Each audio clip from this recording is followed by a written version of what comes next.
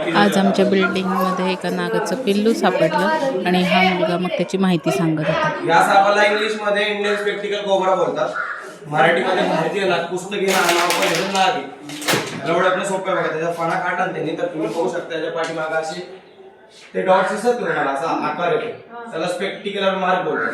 त्याच्यावर ओळखला जातो नाग आहे. तो मार्ग घेण्यासाठी की आता कुदरतीने त्याला असा हे केलं की जर आता समजा त्यांनी फणा काढला तर त्याला हे मागचं काही दिसत नाही, तुम्ही वगैरे काही दिसत नाही, तर तो फक्त मागून हल्ला होऊ नये म्हणून त्याला तो मार्ग दिलाय. त्याच्यावरनं त्या मार्गवरनं तो वाचतो. त्याच्यावरनं त्याला ओळख भारतीय नाग बोलतात आणि इंग्लिशमध्ये स्पेक्टिक्युलर बोलतात.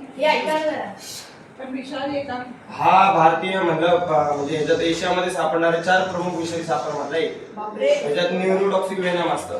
जर असल्या सापाची इनकेस कोणाला दंश वगैरे झाला तर त्यानंतर त्याला गव्हर्नमेंट हॉस्पिटलमध्ये न्यायचं आणि प्रायव्हेटला न्यायचं. प्रायव्हेटमध्ये याचा अँटीड्यूट नसतो.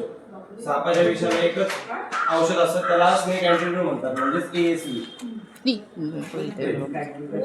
जादूटोणा झाडफूक ह्याच्यात लपड्यात न पडता तुम्ही डायरेक्ट गव्हर्नमेंट हॉस्पिटलला जायचं.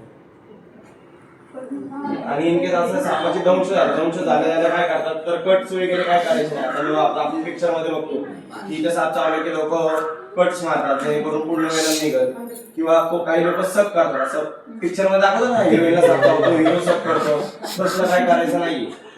आणखी जर इथे साप चावला, आपल्याकडे कुठल्याही माणसाला साप चावला 3 तास असतात. जर तुम्ही तोंडाने जर सक करायला आपण रोज ब्रश करतो, जिभेला तोंडात छाती